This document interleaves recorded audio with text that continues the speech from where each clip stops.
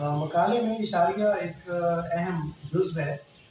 جب کوئی بھی محقق یا ریسرچر اپنا کام مکمل کر لیتا ہے تو اس کے بعد اس کو اشاریہ اس سے بنوایا جاتا ہے، جو وہ بناتا ہے۔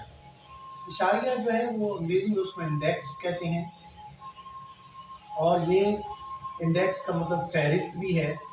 اور آپ نے دیکھا ہوگا کہ کتابوں کے شروع میں یا مقالے کے شروع میں ابواب بندی کی ایک فہرست ہوتی ہے۔ پیش لفظ ہے، اس کے بعد مقدمہ ہے، اس کے بعد چیپٹرائزیشن ہے، چیپٹر 1 2 3 4۔ اسی طریقے سے آخر میں جو فہرست ایک ہوتی ہے یا جو اشاریہ ہوتا ہے، اس کا بھی ایک خاص مقصد ہوتا ہے۔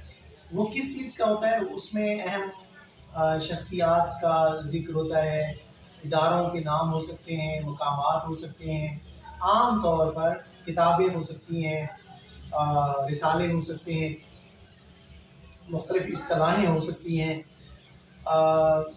لیکن جو عمومی طور پر جو اس کی کلاسیفیکیشن کی جاتی ہے وہ دو طرح سے کی جاتی ہے۔ ایک اسماء کا بنتا ہے اور دوسرا جو ہے وہ پلیسز کا بنتا ہے یا مقامات کا بنتا ہے۔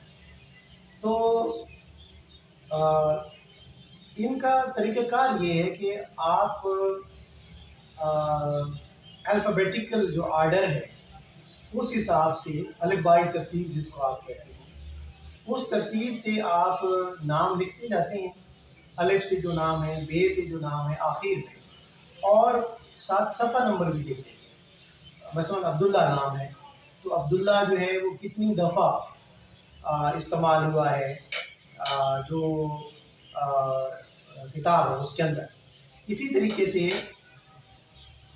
اگر کوئی مقام ہے، مثال کے طور پر مقام ہے لاہور، جگہ کا نام ہے، تو وہ اس کتاب کے اندر کہاں کہاں پہ آیا ہے یہ بھی اس کے اندر دیا جاتا ہے۔ تو اب اس کا مقصد کیا ہوتا ہے؟ مقصد اس کا بالکل سادہ ہے کہ آپ جب کوئی محقق کی کتاب کو کھولتا ہے، ریڈر یا قاری، تو وہ سب سے پہلے یہ دیکھتا ہے کہ مجھے اس میں سے کام کی چیز کیا مل سکتی ہے اور کیا نہیں مل سکتی۔ ایک تو پہلے والی جو فہرست ہے انڈیکسنگ وہ دیکھ لے گا جس میں آپ کی ابواب بندی ہے، کچھ اندازہ سے وہاں لگا لے گا۔ پھر کون کون سے مقامات کا ذکر ہوا ہے، اس میں کن کتابوں کا ذکر ہے، کن اشخاص کا ذکر ہے، وہ جب دوسری طرف کھولے گا تو وہاں پر اپنے انڈیکسنگ میں اس اشاریے میں اس کو نظر آ جائے گا کہ اچھا اس میں فلاں فلاں لوگوں کا ذکر ہے۔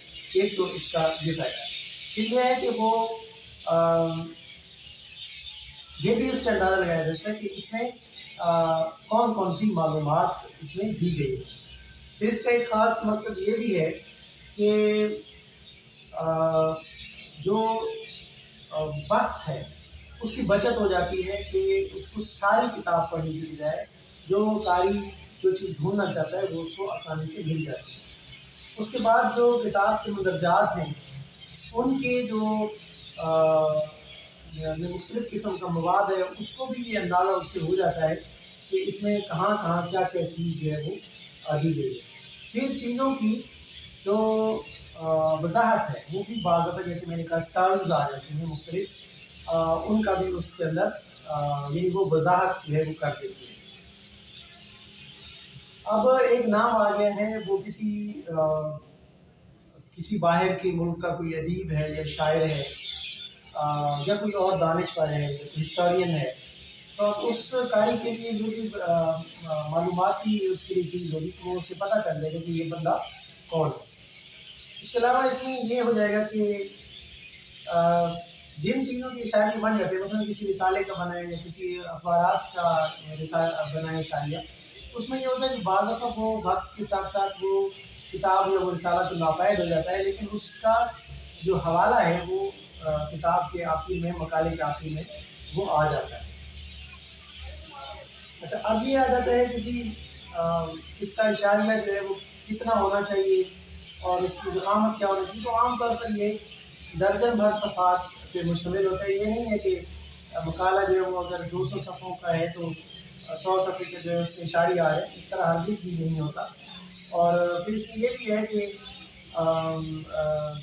اگر کتابوں میں بہت زیادہ چیزیں دی گئی ہیں، تو ایسی کتابیں بھی ہیں جو بہت پرانی اور نایاب کتابیں ہیں، تو ان میں اشاریے جو ہے وہ خاص طور پہ تحقیقاتی اداروں نے جو اشاریے بنوائے ہیں ان میں تو بہت ساری تفصیلات آ جاتی ہیں، لیکن عمومی طور پر جو محقق اپنا اشاریہ بناتا ہے وہ دو تین چیزیں دیتا ہے، جس میں مقامات ہوتے ہیں اور مقامات میں شہروں کے نام آ جاتے ہیں، مختلف جو میوزیم وغیرہ ہیں ان کے نام آ جاتے ہیں، اس طرح کی جو تاریخی مقامات ہیں، میدان جنگ مثال کے طور پر ہیں، یا جو سیاحتی مقام ہیں ان کے نام آ جاتے ہیں، اور دوسرا جو ہے اسماء آ جاتے ہیں، جو نام آ جاتے ہیں اشخاص کے، وہ اس کے اندر تفصیلات اس کی دے دی جاتی ہیں۔ تو مقالے کے اندر جو ہے یہ ایک اہم اس کا حصہ ہے، اور اس کے بغیر مطالعہ جو ہے وہ نامکمل سمجھا جاتا ہے۔